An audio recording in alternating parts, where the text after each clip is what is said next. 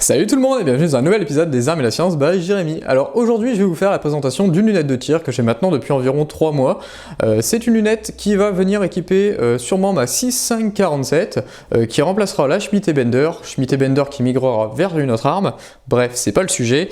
Donc du coup cette lunette, j'avais décidé de l'acheter dans un budget limité. En fait je me suis dit voilà, j'aimerais acheter une lunette tout à fait efficace pour un budget de moins de 1400 €.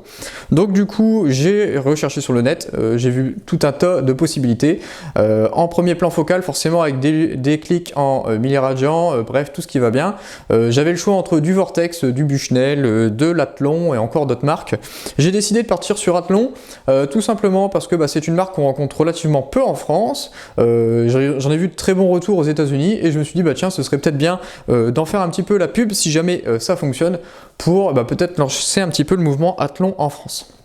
Alors cette lunette a été achetée chez Chasseurs et compagnie, alors je l'ai achetée il y a un peu plus de 3 mois et donc du coup à l'époque elle était à 1150 €, attention aujourd'hui vous allez la trouver vers 1300 €, ce qui se passe c'est que le fabricant a monté ses tarifs et donc du coup forcément les revendeurs doivent s'aligner.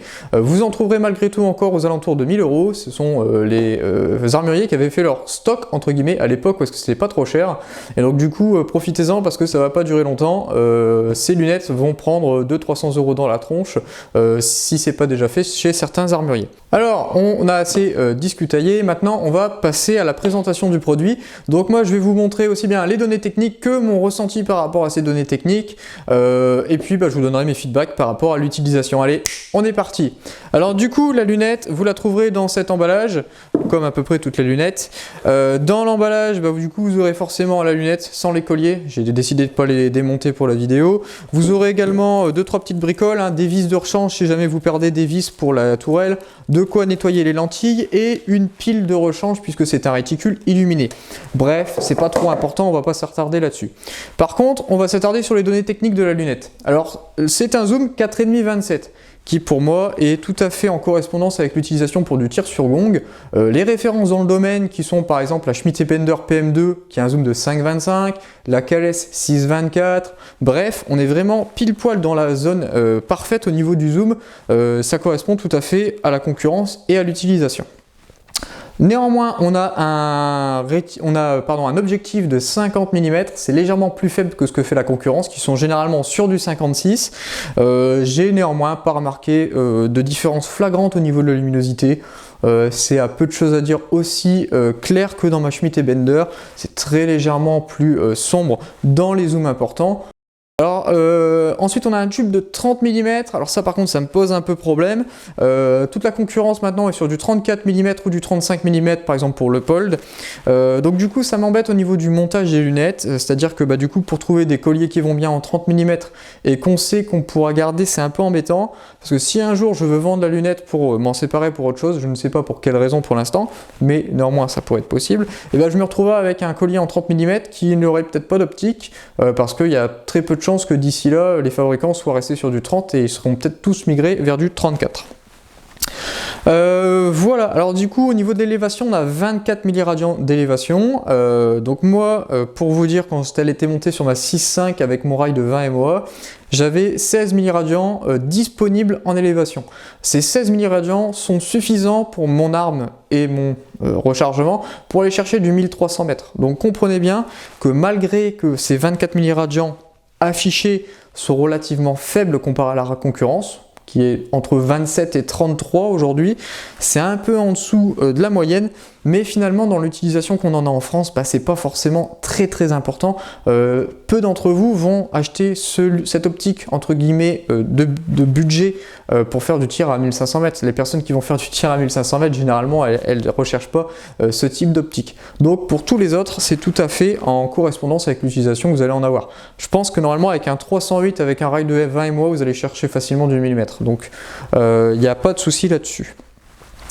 On a 10 milliradians de disponibles par tour, donc ce qui fait que moi pour mes 16 milliradians j'avais tout sur 2 tours, c'est nickel, au moins on n'a pas de possibilité de se tromper dans les tours. En plus de ça, la lunette est équipée d'un 0 stop, donc du coup pareil, vous ne pouvez pas vous tromper dans votre mise à 0 puisque directement vous avez une butée qui vient vous arrêter. Alors par contre, j'ai un petit problème sur cette lunette, c'est le fait que les clics soient vraiment très peu audibles. Alors regardez bien, je vais l'approcher du micro pour que vous l'entendiez. On entend dans un sens, écoutez dans l'autre sens, on n'entend rien. Donc c'est un peu embêtant de se dire que voilà, dans un sens ça clique et dans l'autre sens ça clique pas. Alors ça clique réellement entre guillemets, hein, ça fait bien l'élévation, tout va bien, c'est juste qu'on n'a pas de retour sonore. Donc j'ai contacté le fournisseur suite à ça qui m'a dit qu'en fait c'était un problème au niveau de la graisse qui était utilisée dans les tourelles et qu'il y en avait un petit peu de trop et que donc du coup il fallait la démonter et enlever le surplus de graisse et qu'ils allaient aussi m'envoyer une autre graisse spécifique pour résoudre le problème. J'ai vu que ce problème-là était vraiment souvent énoncé sur les forums aux États-Unis et que certains avaient trouvé une solution, c'était en fait d'enlever un joint d'étanchéité dans la tourelle qui en fait est en doublon puisqu'en fait il y en a deux, donc du coup on se dit qu'un normalement c'est suffisant, ils ont mis ceinture bretelle comme on dit, et donc du coup qu'en enlevant ce O-ring, ce joint d'étanchéité, on retrouvait le retour sonore. Je ne l'ai pas encore essayé, tout simplement parce que je voulais aussi vous montrer voilà, la lunette brute de décoffrage entre guillemets sans modification. Je vous ferai un petit retour sur Facebook, sur la page Facebook, pour vous dire si oui ou non cette technique fonctionne ou pas. Alors du coup, n'empêche, ce que j'ai pas dit jusque maintenant, c'est que le fait d'avoir un petit objectif, enfin petit, il est gros quand même et il est un peu plus petit que la concurrence, un tube de 30, on se retrouve avec une lunette qui est très légère. C'est une lunette qui fait 780 grammes, si mes souvenirs sont bons, et qui donc du coup est relativement bien plus légère que la concurrence. Donc pour les personnes qui ont des systèmes relativement compacts, qui veulent pas avoir une arme très lourde et qui vont tendance à avoir cherché un petit peu du poids par-ci par-là, et là vous trouvez une lunette qui va vous permettre d'avoir un peu de choses à dire, les mêmes perfs que les Schmitt, etc. Un peu moins forcément, un peu moins d'élévation, quelques petites bricoles, mais vous allez gagner énormément en poids. Donc si ça c'est un critère pour vous, prenez-le en compte. Alors maintenant, pour le réticule, parce que c'est un truc qui est très important, le réticule, vous allez le voir apparaître là sur le côté. Donc du coup, en fait, ce qui se passe, c'est que c'est un réticule type sapin de Noël, pour faire la compensation si vous voulez pas cliquer, ou bien si vous voulez aller encore plus loin que ce que vous avez disponible dans vos tourelles. À savoir qu'on a 10 milliradians au total au niveau de l'élévation qu'on peut tenir dans le sapin de Noël. Et en fait, ces 10 milliradians là cumulés, par exemple moi aux 16 milliradians que j'avais de disponibles, ça fait 26 milliradians au total, et là je peux aller chercher du 1600-1700 mètres avec ma 6.5, donc vous voyez c'est largement suffisant.